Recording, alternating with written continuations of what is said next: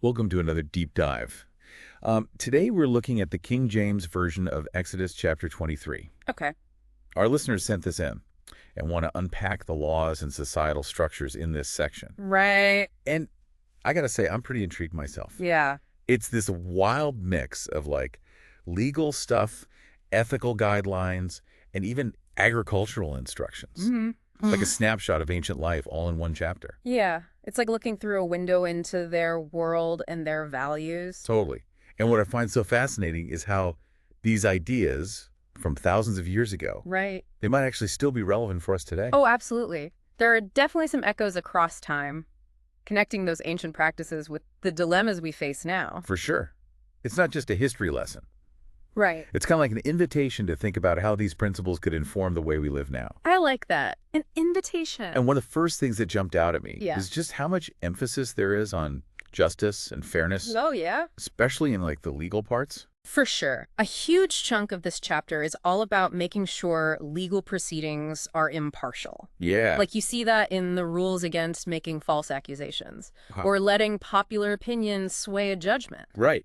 Like they understood the dangers of mob mentality way back then. Absolutely. It's like they knew how easily justice could get twisted. It's almost unsettling how relevant that is, Right. even today, you know? Yeah. We still see cases where public opinion or powerful people try to influence legal outcomes. It's like verses 1 and 2 are speaking directly to us across the centuries. Yeah, and then you've got those verses like 3 and 6 Yeah. that say you can't favor the poor or the rich in legal matters. Right. This whole idea of equality before the law, regardless of like your social or economic status. That's huge for that time period. Yeah. It really highlights this core concept of impartiality. Which we're honestly still striving for centuries later. Absolutely. It's a work in progress. It really makes you think, like, with all our progress in technology, Yeah. we're still wrestling with these basic questions of fairness and impartiality. Yeah. It's humbling in a way. Totally. Like to see these same concerns reflected in such old texts. It shows you how fundamental these issues are to human society. And you know what else is interesting? Yeah. It's not just presented as like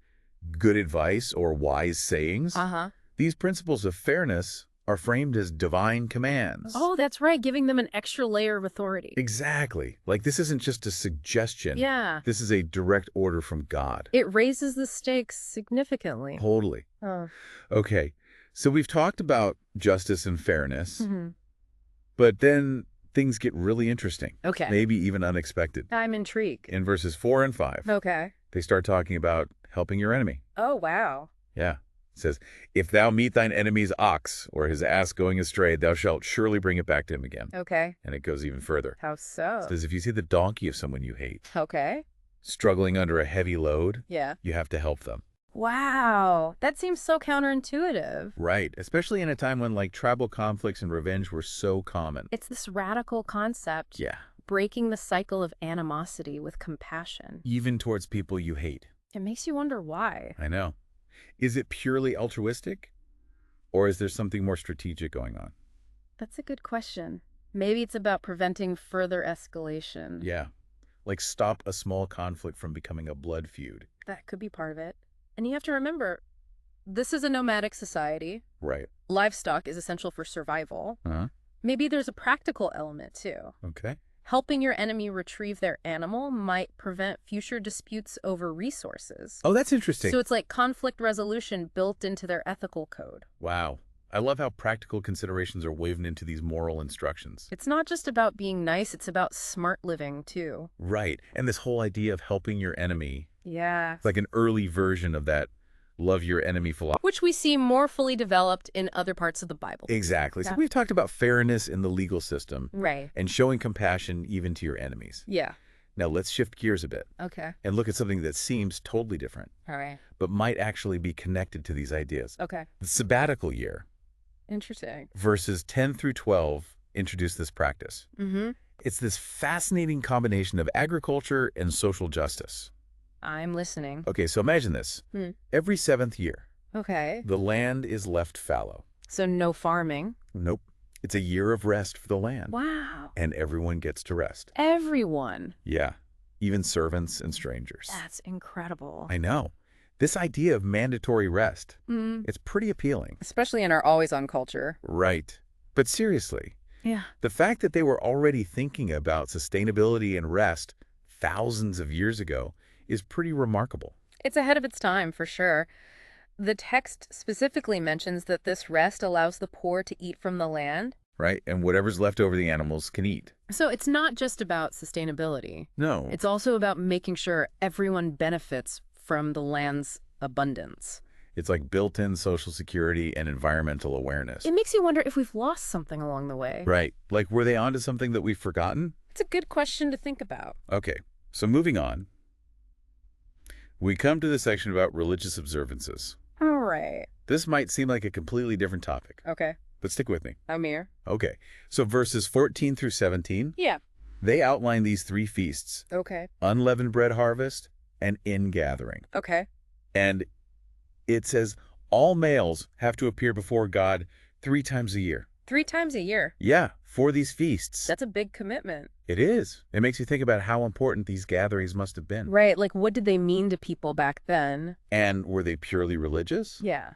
Or did they also serve other social functions? That's a great question. Think about it this way. In a world without constant communication, Yeah. these gatherings were major events. Yeah. People from different areas would come together, Right. share news, maybe even trade. Interesting. It was a way to strengthen those social bonds and that sense of shared identity. So it's like a pilgrimage, a town hall meeting, and a county fair all rolled into one. Exactly. A chance to connect on multiple levels. Which makes me wonder, did this contribute to a greater sense of social cohesion? Possibly. Is that something we lack in our modern world, with all our individualism? It's definitely something to think about. Now, the gender-specific aspect of the commandment might seem outdated to us. Yeah, that only males had to attend. Right. But it's important to see it within its historical context. I agree. It doesn't invalidate the deeper social function that these gatherings served.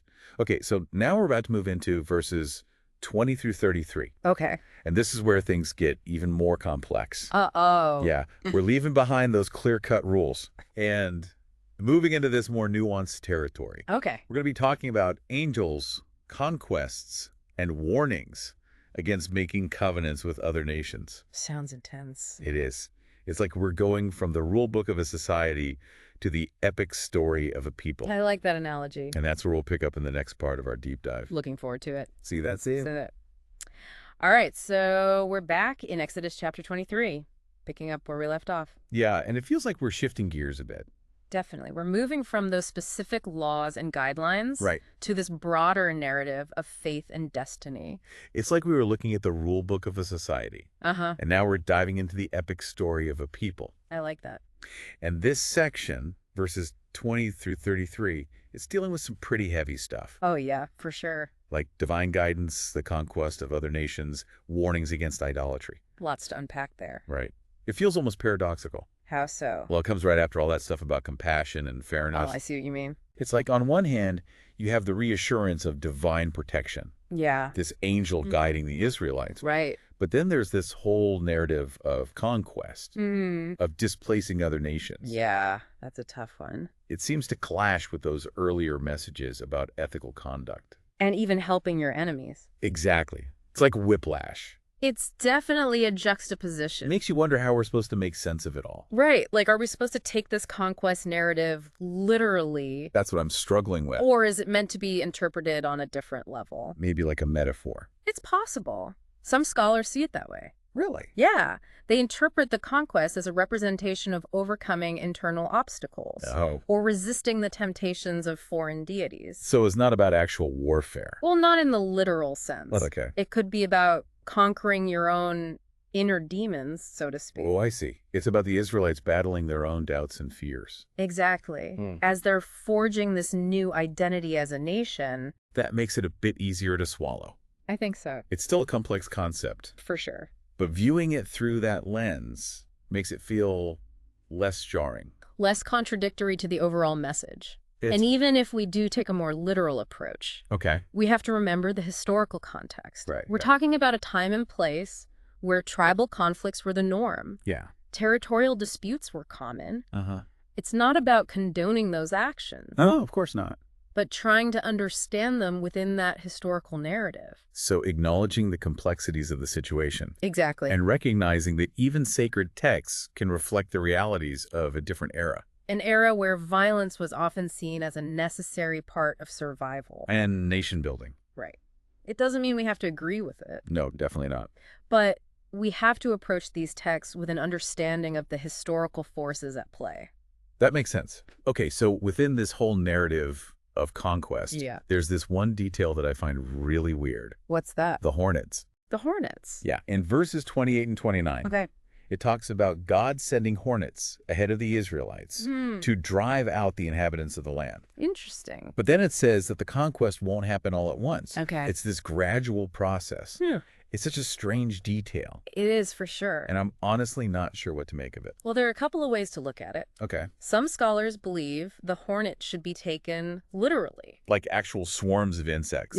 As a divine weapon. Wow. Others see them more symbolically, Okay. representing the fear and chaos that would precede the Israelites' arrival, Oh, that's interesting. like psychological warfare. Softening up the enemy. Exactly. So the hornets represent these unseen forces. The disruption that precedes transformation.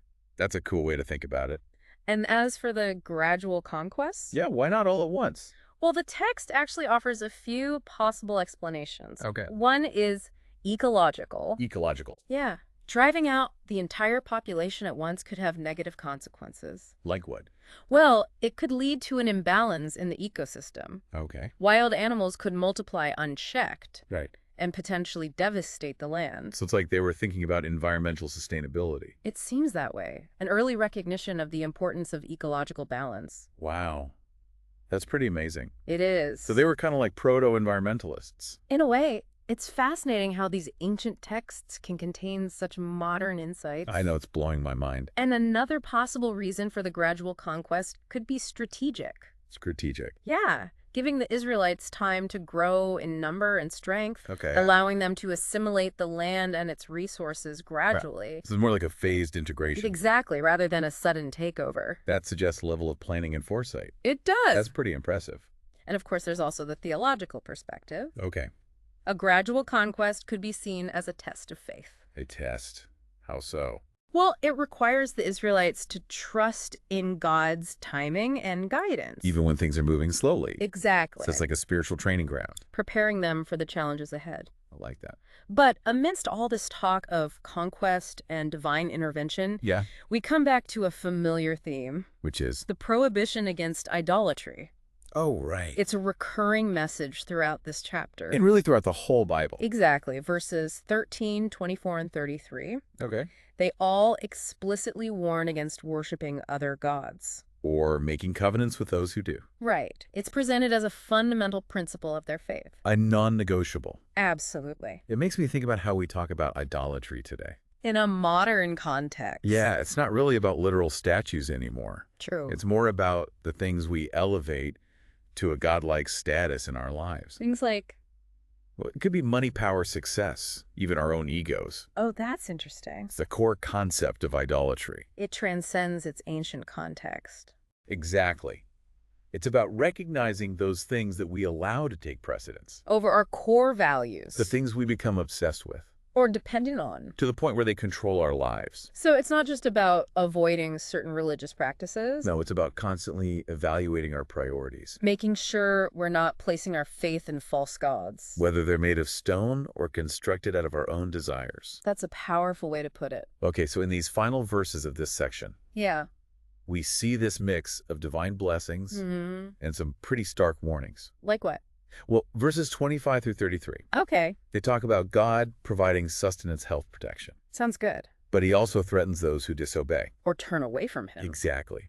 It's kind of like a carrot and stick approach. Like a divine contract. Right. Follow the rules and you'll be rewarded. Stray from the path, then you'll face the consequences. It's a common theme in biblical texts. Yeah, this idea of a covenant. A relationship based on mutual obligations. But even within this framework of rewards and punishments, There's that underlying emphasis on mercy and forgiveness. yeah, it's like the door is always open for redemption. Even when they mess up. God's ready to welcome them back. When they repent and return to him. It's a message of hope. Absolutely. Okay, there's one more thing in this section that I want to touch on. Okay, what is it? It's in verse 26. Okay. It's the promise of fertility. Oh, yeah. It says, "There shall nothing cast their young, nor be barren in thy land. The number of thy days I will fulfill." It's a pretty powerful statement. It is, especially when you think about the context. Right. Back then, Without modern medicine or reliable food supplies, the fear of infertility or losing a child? it must have been immense. Absolutely. So this promise of abundance, Both human and animal. it would have been incredibly reassuring. It speaks to a deep-seated anxiety about survival, And the continuity of the nation ensuring the future of the Israelites. as God's chosen people. It's a powerful message. Okay, so we've covered a lot of ground in this part of our deep dive. We have. And before we move on to the final part, Yeah. I want to leave you with a question. Okay, I'm listening. What aspect of Exodus 23 resonates most strongly with you?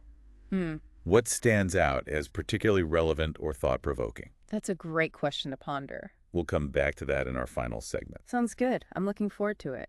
Welcome back to our deep dive. It's the final part of our look at Exodus chapter 23. It's been quite a journey. It has, from legal stuff to ethical guidelines to stories of conquest. And divine intervention. Right, it's like this chapter covers the whole range of human experience. I know. It's amazing how these old texts can still spark such interesting discussions. Right, and make us think about issues that are still relevant today. Definitely. They tap into something timeless about the human condition. Okay, so remember that question you asked earlier? About what resonates most with you. Yeah, I've been thinking about that a lot. It's hard to choose just one thing. There's so much packed into this chapter. I know, but I think what really stands out for me Yeah. is this tension between compassion and conquest. That back and forth between kindness and violence. It's a paradox that I find both fascinating and disturbing. I get that. It's a tension that runs through a lot of ancient texts. And it's something we still struggle with today. Absolutely. Like, how do we balance the ideals of peace with the realities of conflict? It's a question with no easy answers. For sure. But I think wrestling with these tough questions is valuable. It forces us to confront our own assumptions about right and wrong. And about what it means to be human. Exactly. Yeah. So yeah, that tension between compassion and conquest. It's definitely something that sticks with me. Me too. But amidst all that complexity, there are these nuggets of wisdom That still shine through. and offer guidance even thousands of years later. Absolutely. Like those principles of justice and fairness. Right. Even back then, they knew how important it was to have impartial legal systems. And to protect the rights of everyone. Not just the wealthy or powerful. It's a powerful concept. That foundation for so much of our modern legal and ethical thinking. It shows you that the pursuit of justice, it's a timeless endeavor. Always striving for a more equitable society. And it's not just about laws and courts. It's about how we treat each other in our daily lives. Like that instruction to help your enemy. Even when it feels counterintuitive. It's such a radical act of compassion. It really challenges us to rethink our responses to conflict. To choose empathy over revenge. Understanding over judgment. And then there's the sabbatical year. Ah, yes. That beautiful blend of sustainability and social justice. It's like they understood the connection between humans and nature. And the importance of rest and sharing resources. It's such a forward-thinking concept. Especially when you compare it to our modern obsession with productivity. And never-ending consumption. It's like a blueprint for a more sustainable and equitable way of life. And you know, even though the specific rituals and beliefs might have changed, That need for community. those shared experiences, Yeah, it still resonates today. it's a reminder that we're social creatures. We need connection. We need that sense of belonging. And those 3 feasts, They weren't just about religious duty, they were opportunities to strengthen social bonds. to reaffirm those shared To values, celebrate together. and to mourn together. It's a reminder that we're not meant to go through life alone. Okay, and one more thing that feels super relevant today. What's that? The warning against idolatry. Oh, yeah. In our world of consumerism and social media, It's so easy to get caught up in the pursuit of things. that don't really matter. It's like we're surrounded by false idols. Promises of happiness that never quite deliver. So that ancient call to reject idolatry To turn away from those false gods. is a powerful reminder to stay true to ourselves. To focus on what truly matters. And even that strange detail about the hornets. And the gradual nature of the conquest. It speaks to a deeper truth about change. That transformation takes time. It's process. One step at a time. So yeah, after all this exploration and discussion, I'm left feeling grateful. me too, grateful for the chance to learn from these ancient ideas. And to be challenged by them. And I think the most amazing thing is that this conversation doesn't end here. Right. These texts invite us to keep exploring, Keep questioning. to keep wrestling with those big questions about life and meaning. They're living documents. Not just dusty old scrolls. They invite us to engage with them. To find our own meaning in their ancient wisdom. Okay. So as we wrap up this deep dive. I want to leave our listeners with a final thought. Okay. We've talked about justice, compassion, sustainability, staying true to our values. Right. So how can you embody those principles in your own life? How can you be a force for positive change in the world? It's a challenge and an invitation. And as we close this chapter, I encourage you to keep exploring. keep questioning. And keep those ancient voices alive in your heart and mind. Thanks for joining us on this journey through Exodus chapter 23. We'll see you next time for another deep dive.